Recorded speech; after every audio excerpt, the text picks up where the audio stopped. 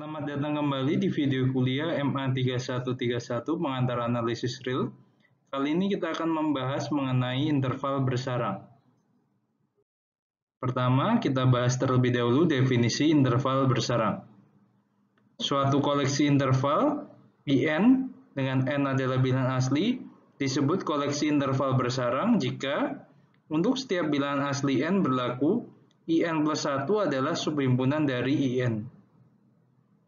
Sebagai contoh, untuk setiap bilangan asli N, definisikan interval IN sebagai interval tutup 0,1 per N, interval JN sebagai interval buka 0,1 per N, dan KN sebagai interval buka N, tak hingga.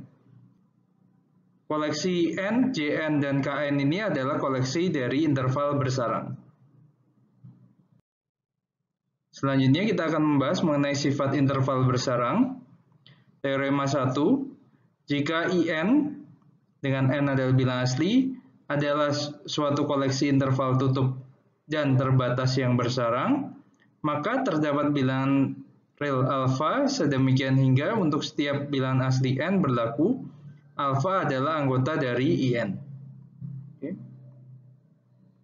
Jadi, dengan kata lain, diberikan koleksi interval tutup dan terbatas yang bersarang, terdapat alfa yang merupakan anggota dari irisan semua interval bersarang IN.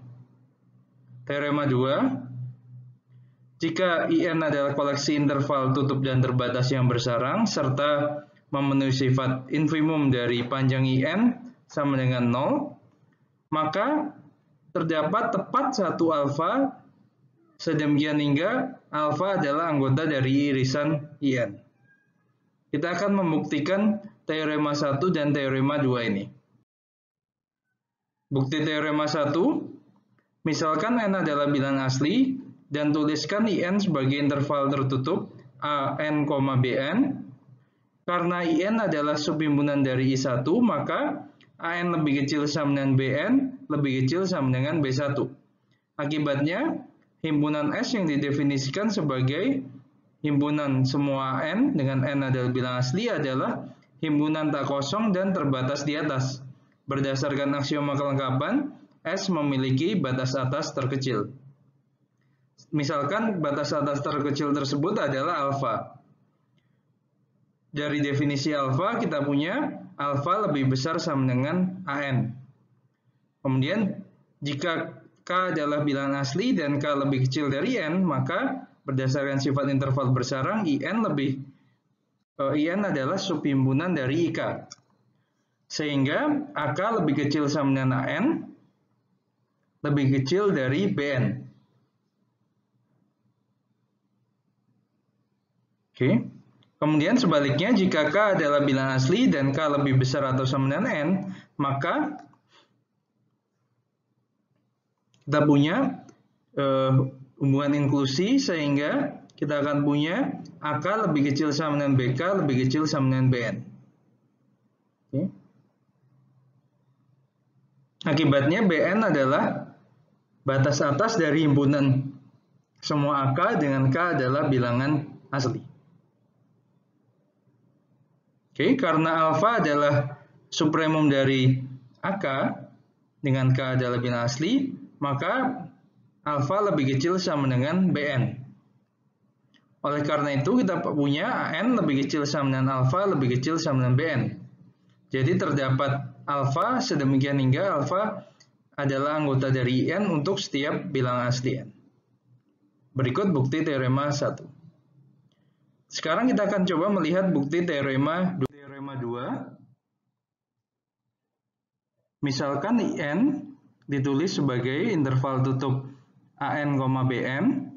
Berdasarkan teorema 1, alfa yang didefinisikan sebagai supremum dari himpunan semua nilai AK dengan K adalah bilangan asli, memenuhi AN lebih kecil sama dengan alfa lebih kecil sama dengan BN. Misalkan beta adalah bilangan real yang memenuhi AN lebih kecil sama dengan beta lebih kecil sama dengan BN. Kita akan membuktikan bahwa alfa sama dengan beta. Ambil sebarang epsilon positif. Karena infimum dari panjang IN sama dengan 0, maka terdapat bilangan asli M yang memenuhi 0 lebih kecil sama dengan BM min AM lebih kecil dari epsilon. Karena AM lebih kecil sama dengan alfa, beta lebih kecil sama dengan BM, dan alfa lebih kecil sama dengan beta, maka beta min alfa lebih besar sama dengan 0 dan lebih kecil atau sama dengan BM min AM. Sedangkan berdasarkan pemilihan M tadi, BM min AM lebih kecil dari epsilon.